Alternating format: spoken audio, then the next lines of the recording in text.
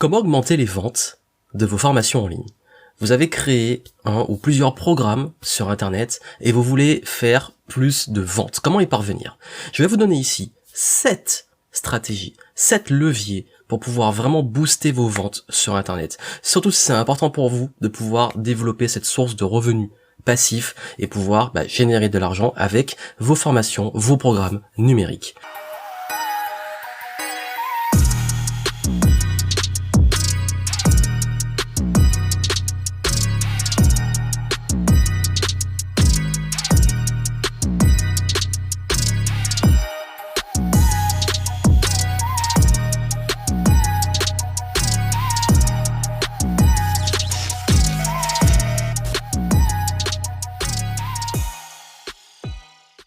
Bonjour et bienvenue, ici Johan Yangting. Ça fait plus de 10 ans que je suis entrepreneur, notamment je me suis lancé sur le web en 2009 et justement la création de formations en ligne a été l'un des piliers de mon activité. Aujourd'hui, j'aide et j'accompagne les entrepreneurs, les dirigeants, les indépendants à pouvoir développer un business qu'ils kiffent, à pouvoir s'épanouir dans leur zone d'excellence et surtout à ne plus vendre leur temps, tout en augmentant leurs revenus et leur valeur. Et la meilleure façon de ne plus vendre son temps, c'est bien entendu de créer des programmes numériques. Et j'ai vu qu'il y a beaucoup de personnes qui ont du mal à vendre leur programme, qui ont peut-être déjà créé leur programme, peut-être que c'est vous, et vous avez du mal à pouvoir développer vos ventes et ne pas trop comprendre quel est le problème. Mes ventes ne décollent pas, je n'arrive pas à vendre plus de programmes, les personnes n'achètent pas assez. Comment je peux avoir plus de trafic, plus de clients, augmenter mes revenus et surtout ne plus avoir à tout le temps vendre mon temps ou être dans l'incertitude de est-ce que je vais faire assez de ventes dans ce programme. Et c'est une grande problématique car c'est vrai que c'est un marché qui a explosé ces dernières années, que beaucoup se sont lancés justement dans les domaines de l'infoprenariat, du coaching, de la thérapie et tout, et de parfois aussi dématérialiser leur business ou se lancer dans un business en ligne et sont un peu perdus dans qu'est-ce qu'il faut faire, qu'est-ce qui marche pas. Et mon but aujourd'hui est de vous éclairer sur ces éléments-là et de vous faire comprendre qu'est-ce qui fait la différence entre un programme qui cartonne sur Internet et des ventes qui se développent sur le long terme et un bide total, un programme qui ne se vend pas. Pourquoi? Parce que j'ai créé plusieurs dizaines et des dizaines de programmes en ligne ces dernières années, dans plein de domaines, business, développement personnel, santé, et également j'en ai vendu pour plusieurs millions de programmes en ligne, et à force de tester les choses, à force de voir ce qui marche et ce qui marche pas, je vais vous donner justement les 7 éléments, les 7 piliers qui vont faire la différence. Cette opportunité est tellement large maintenant qu'il faut avouer qu'il y a beaucoup de concurrence et que si vous voulez que votre programme puisse vraiment se vendre, il va falloir réussir également à sortir du lot. D'ailleurs, je vais vous donner un conseil qui est fondamental, qui fait la différence entre un programme qui va pouvoir faire du volume et un programme qui va rester dans l'ombre. Cette différence, elle se joue énormément sur déjà tout ce qu'il y a en amont dans votre business, c'est-à-dire vous-même, votre positionnement et l'offre que vous avez créée. Quel est le problème que vous allez résoudre? C'est une grande question. Quel problème vous êtes en train de résoudre? Quel est le problème résolu par votre programme? Si c'est trop généraliste, vous vous heurtez à des gros mastodontes du marché ou des systèmes où ça touche justement la masse, énormément de personnes, et vous arrivez, peut-être inconnu au bataillon, et vous lancez ce programme-là et personne ne va faire confiance parce que vous sortez de nulle part, alors que des gros vendent exactement la même chose que vous. Donc il va être important, d'être plus spécifique que tous ces programmes généralistes qu'on voit, et deux, de gagner en crédibilité et d'aller sur une problématique extrêmement pointue. Et c'est plus facile d'être bon, positionner et faire beaucoup de ventes sur quelque chose de très spécifique que sur quelque chose de généraliste. Donc le premier conseil que je vais vous donner avant même de vous partager de cette stratégie, c'est déjà de travailler tout ce qui est votre positionnement, la stratégie, la cible et tout ce qui va toucher aux piliers même de ce qu'on appelle une offre de façon globale et pas juste un programme en ligne. Pourquoi? Parce que toute cette stratégie, cette préparation va faire que justement vous allez pouvoir 1. Vous différencier, 2. Devenir une référence et 3. Faire du volume. Parce qu'on peut faire du volume que si on a un produit qui touche un problème assez large avec assez de personnes qui ont ce problème et en même temps qu'on est assez spécifique pour que les personnes, parce que sur le web ça va vite, puissent rapidement comprendre l'intérêt d'investir dans votre programme. Donc déjà, ne soyez pas une énième sous-copie de gros leaders ou de gros programmes qui existent déjà et ne cherchez pas à vouloir exactement faire comme les autres en termes de formation et de format. Pourquoi? Parce que, bien entendu, vous arrivez dans un domaine qui est extrêmement concurrentiel et vous, il va falloir prendre votre place. Comment prendre votre place? Ça nous amène au premier conseil. Ce premier conseil, il est fondamental. Ce premier conseil, c'est justement avoir une offre de qualité.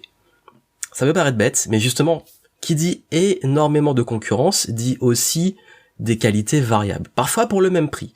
La bonne nouvelle, je suis sur ce marché depuis très longtemps, de la formation en ligne, je peux vous dire qu'on trouve tout et n'importe quoi à différents tarifs, et ce qui fait la différence, ceux qui sont encore là sur le long terme, c'est ceux qui font de la qualité.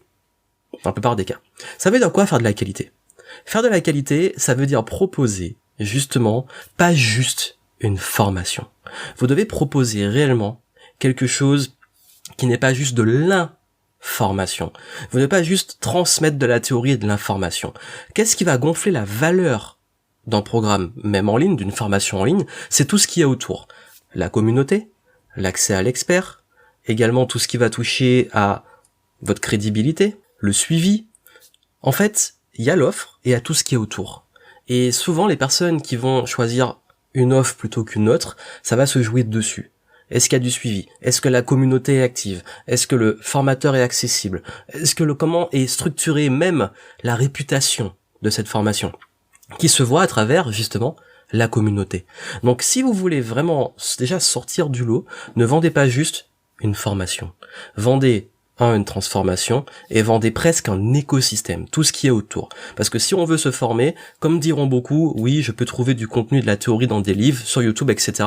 Par contre, ce qu'on ne pourra pas trouver gratuitement, c'est vous, votre personnalité, votre expertise, votre expérience, la communauté que vous allez créer et tous ces éléments qui font que vous, la valeur perçue de ce que vous proposez va être beaucoup plus grande que juste votre formation. Deuxième point, votre crédibilité et votre branding. Oui, parce que comme je l'ai dit, on n'achète pas juste la formation, on achète vous. Ça fait des années que je vends des programmes en ligne. D'ailleurs, très paradoxalement, vous savez c'est quoi mon produit best-seller? Et pourtant, la plupart du temps, je parle business. Mon produit best-seller, c'est la méthode FAST pour apprendre plus vite.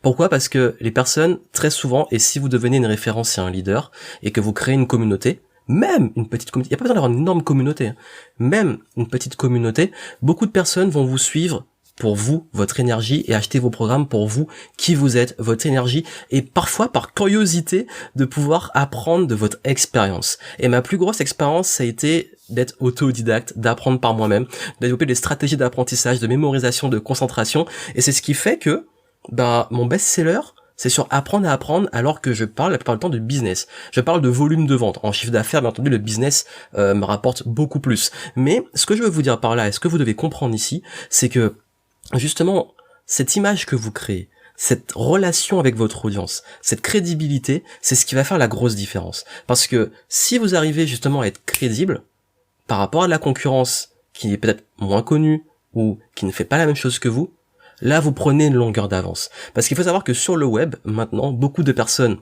voient des offres peut-être similaires au vôtre passé, mais ce qui va faire que les gens vont accrocher à vous, c'est votre personnalité, la confiance que vous inspirez, votre expérience et votre capacité justement à fédérer et à gagner la confiance des personnes par votre authenticité, par vos opinions, parfois en polarisant. Bref, un branding et un leadership fort va renforcer votre crédibilité. Et il y a même des personnes, et ça m'est arrivé à mes débuts, qui me disaient qu'ils achetaient mes programmes alors qu'ils aimaient quand même mon contenu gratuit juste pour me remercier et parce qu'ils appréciaient ce que je faisais et qui j'étais.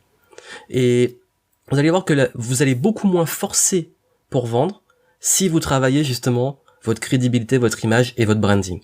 Et d'ailleurs, justement, avec une très bonne offre et un bon branding, une bonne crédibilité, le plus spécifique possible, rien qu'avec ça, c'est pas du tout les mêmes volumes de vente. Là où tout le monde fait la même chose, tout le monde copie et personne ne bosse l'offre, l'écosystème et surtout son branding. Troisième point, ok, maintenant, vous avez votre offre irrésistible, signature, votre branding, votre personnalité qui est mise en avant, vous êtes crédible. Qu'est-ce qu'il va falloir faire? Il va falloir bien entendu travailler sur un des piliers qui est le prix. Oui, en fait, tout ce qui est l'offre, le branding et tout gonfle ce qu'on appelle la valeur perçue. Ça veut dire à quelle valeur on va attribuer à ce que vous vendez, notamment votre programme en ligne. Maintenant, le programme en ligne, il aura un tarif. Et la valeur perçue versus ce tarif, ce qui doit se passer dans la tête d'un prospect quand il voit ça, c'est qu'il se dit, ah oui, en fait, le prix est presque, je dirais pas ridicule, mais vaut largement la valeur perçue. Et sur les prix, il faut être cohérent. Quand on fait des programmes en ligne, il y a différents formats. On peut faire du texte, des e-books et des PDF. On peut faire également des programmes en audio. On peut faire des vidéos. On peut faire un mix de tout. Et voilà, tout ça fait qu'il y a un format. Il faut être cohérent sur le format. Un e-book, ça dépend bien entendu de la promesse. La plupart du temps, aura la valeur peut-être d'un livre, voire moins. Alors que si vous faites des vidéos, des audios, la valeur commence déjà à augmenter. Il y a également, faut pas confondre la valeur entre la durée de votre formation, de votre programme, et bien entendu la transformation. Parfois un petit programme ultra spécifique et pointu qui peut apporter des gros résultats peut valoir très cher. En revanche, il y a un truc qui est fondamental, c'est qu'il y a des paliers psychologiques de prix. Quand vous vendez quelque chose à moins de 50 ou de moins de 100 euros, c'est relativement facile, ça va vite. Quand vous commencez à vendre entre 100 et 500 euros, là, va falloir créer beaucoup plus de confiance et être plus patient. Quand vous vendez plus de 500 euros, voire plusieurs milliers d'euros, là, il y a beaucoup plus de travail à faire dans ce qu'on appelle le funnel, le tunnel de conversion, la confiance, la crédibilité, les séquences et comment vous allez pouvoir créer cette relation avec votre audience. Donc on ne vend pas un produit à 50 euros comme on vend un produit à 2000 euros. Et quand je dis que vous devez être cohérent sur les prix, c'est que la stratégie que vous allez mettre en place, et je vais vous en parler juste après, doit être cohérente justement pour vendre ce produit ou service. Si vous essayez de vendre un produit à 500 euros, et que vous balancez juste une page de vente tout le temps, ça va être compliqué. Il va falloir créer quelque chose beaucoup plus structuré en termes de marketing. Ça, on peut le faire pour vendre quelque chose à moins de 50 euros. Donc vous avez vu, c'est pas la même chose, donc il va falloir avoir une stratégie qui soit cohérente avec vos prix et fixer des prix cohérents avec le marché, avec vos stratégies, avec le format, et tout ça fait que ce prix-là, plus la valeur perçue, va permettre de faire des ventes. Et je crois que là où beaucoup de personnes se plantent, c'est justement qu'ils sont pas cohérents sur le tarif et la valeur perçue de leur offre, plus le marketing qu'ils mettent en place pour vendre cette offre. J'ai plusieurs gammes de produits dans mon catalogue. J'ai des produits qui sont à 39 euros, 50 euros, 99 euros, 299, 599, 2000, 3000, et je vends pas du tout de la même façon. Ce qui nous amène justement au quatrième point, qu'il vous faut un système. Quand votre offre est bonne, le branding est cohérent, ok, ensuite vous avez bien entendu votre tarif qui est aligné, vous avez un système pour vendre. Je parlais du marketing. Et bien entendu un système, pourquoi il vous faut un système? Parce qu'il vous faut des chiffres, il vous faut des KPIs. Si vous essayez de vendre votre produit et que vous ne savez pas pourquoi vous ne vendez pas et que vous voyez que vous faites pas assez de ventes, est-ce que vous êtes capable de me dire où ça coince? Êtes-vous capable? Connaissez-vous les taux de conversion des ventes de votre produit en ligne? Est-ce que vous maîtrisez vos chiffres? Est-ce que vous connaissez le coût d'acquisition de vos prospects? Est-ce que vous connaissez le revenu par prospect, le revenu par client? Si vous connaissez pas ces chiffres, je vous rassure, c'est des divisions et des multiplications qui sont extrêmement simples, c'est des pourcentages. En fait, ce qu'il va falloir faire, c'est comprendre qu'il y a ce qu'on appelle le funnel. Il y a l'acquisition, la conversion, la vente et tout ce qu'il y a derrière.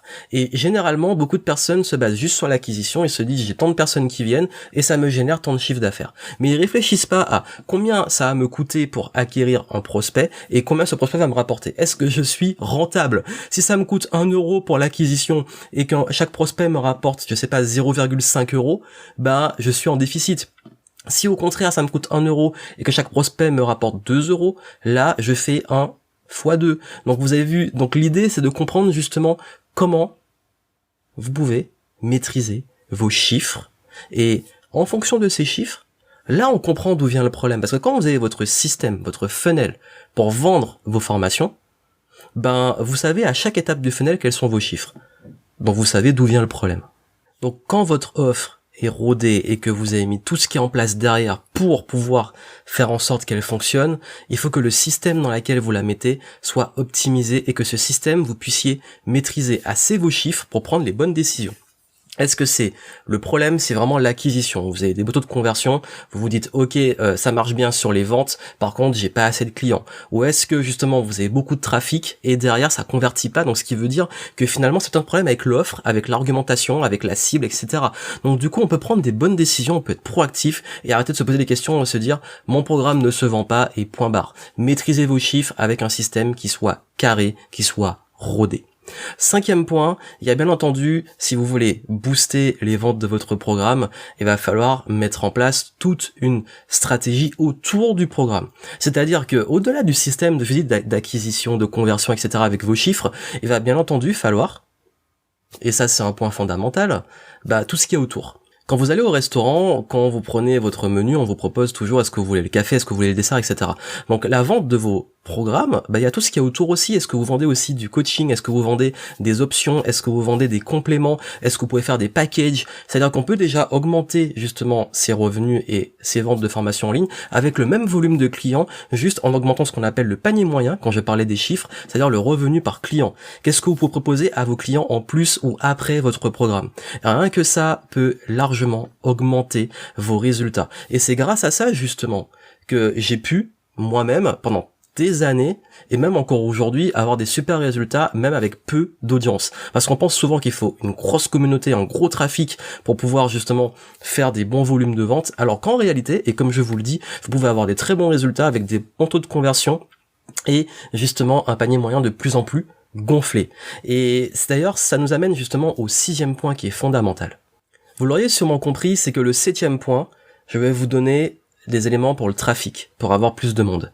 Mais en 6, avant d'aller chercher plus de monde, vous avez sûrement déjà des clients. Et ça va être complémentaire à ce que j'ai dit au 5e point, c'est-à-dire, si vous avez déjà des clients, vous pouvez leur proposer aussi d'autres programmes.